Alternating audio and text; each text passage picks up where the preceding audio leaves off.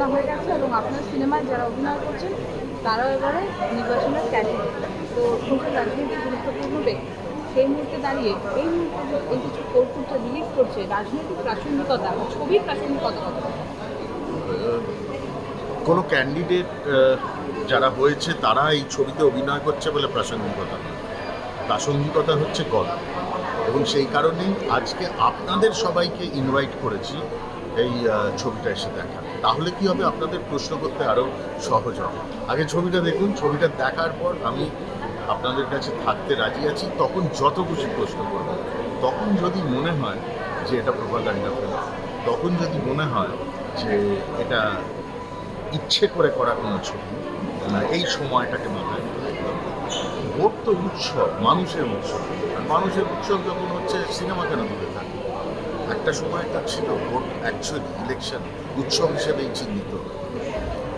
প্রাসঙ্গিকতাটা এই জায়গায় যে শিক্ষা নিয়ে দুর্নীতি অ্যাকসেপ্ট করা যায়। প্রাসঙ্গিকতাটা এই জায়গা যে ভারতবর্ষের সর্ববৃহৎ বিশ্ববিদ্যালয়ে বসে তার চৌহদ্দির মধ্যে দিনের পর দিন এই দুর্নীতি চলেছে এবং সেটা চালানো হয়েছে, সেটা অ্যাকসেপ্টেবল। সেটা আজকের দিনে যুব সমাজ, আজকের তরুণ প্রজন্ম তাদের জানানো। আমার কাছে একটা দারুণ চ্যালেঞ্জিং রোল, আর মৌসুমী সেনকে প্লে করা was not easy for me, কারণ মৌসুমী সেনের মধ্যে এত শেডস আছে যে আমার মনে হচ্ছিল যে it's quite a difficult role to attend. আমার ধারণা যে মৌসুমী সেনকে সবার খুব ভালো লাগবে, মানে কি বলে না, একটা বহুত টাফ কিরদার ভাই मैंने তো আমার মনে হয় যে এটা সবার কাছে একটা নতুন কর্ণাকে খুঁজে পাওয়ার একটা ব্যাপার হবে। এবং অরিন্দম একটা খুবই বলিষ্ঠ ছবি বানিয়েছে এবং খুব একটা সেন্সিটিভ ইস্যু নিয়ে গল্পটা।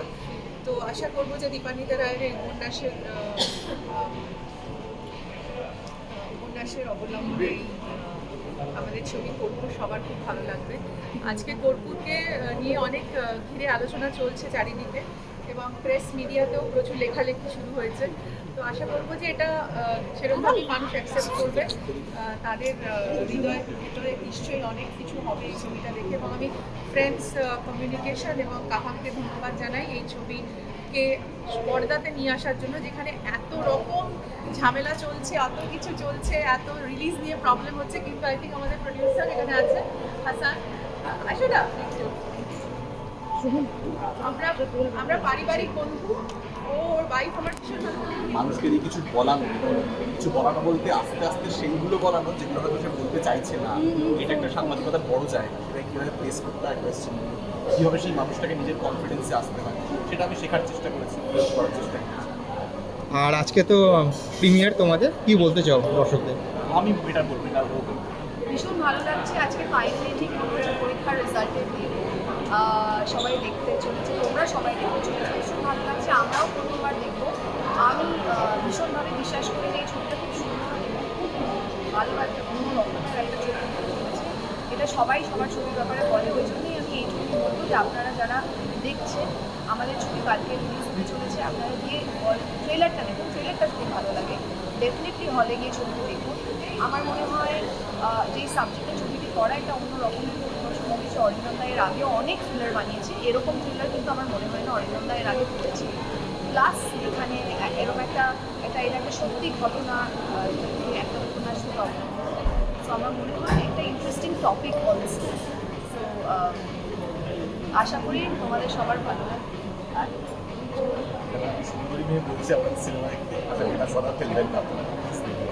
Thank you.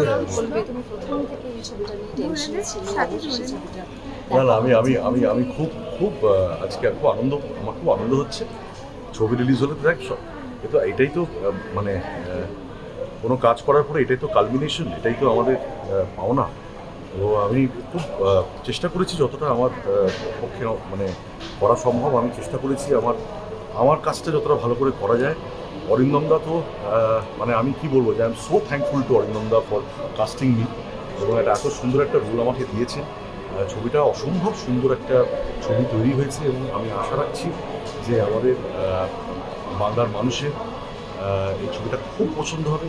এটা একবার একটা ইউনিকলি একটা ইউনিকলি মেড স্টোরি, এটা স্টোরি টেলিংটা সম্পূর্ণ স্বতন্ত্র এবং এত সুন্দরভাবে একটা এই গল্পটা বলা আছে।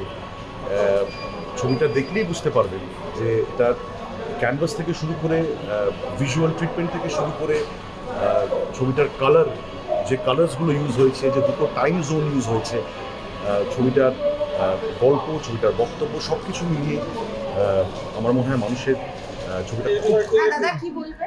মানে আলাদার মধ্যে সাদা জামা, এটা কি ইচ্ছা করি? মানে কর্পূরের রং সাদা, ভোটের আগে শান্তি।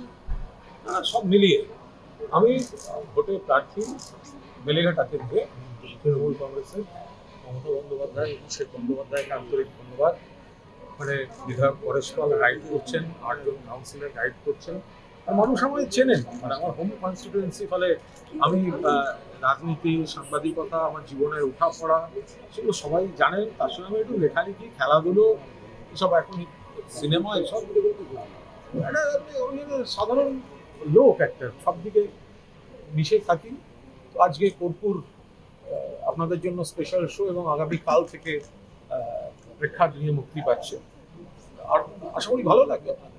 আর দাদা যেহেতু তুমি অভিনয়ের সঙ্গে যুক্ত হয়েইছো, সেক্ষেত্রে যে প্রশ্নটা অবশ্যই আসবে সেটা হলো, ইদানিংকালে দেখা যাচ্ছে স্বরূপ বিশ্বাস এবং আমি এ নিয়ে বলবো না, আমার এদের সঙ্গে সকলের সঙ্গে খুব সম্পর্ক ভালো। আর আমি অন্য জায়গায় পরিচিত মুখ হতে পারি, কিন্তু অভিনয়ের ক্ষেত্রে আমি একজন শিক্ষানবিশ, নবাগত। যদিও আমি এর আগে টেলিফিল্ম নিজে পরিচালনা করেছি, আমি বড় পর্দায় ছবি প্রডিউস করেছি, আমার নিজের টাকা ছিল না, 3টে বিজ্ঞাপনের স্পন্সর জোগাড় করেছি। বাট আমি অভিনয় করার, আমি অভিনয় করছি। আচ্ছা, উনি একটা কথাই শুধু বলেছিলেন যে স্বাস্থ্যসাথী প্রকল্পটা আমি ভালো। এর মধ্যে কোনো ইয়ে করছি না। স্বাস্থ্যসাথী নিশ্চিতভাবে সরকারের ভালো প্রকল্প। এখন কোন পার্সপেক্টিভে কখন বলেছে আমি সেই বিতর্কে ঢুকবই না।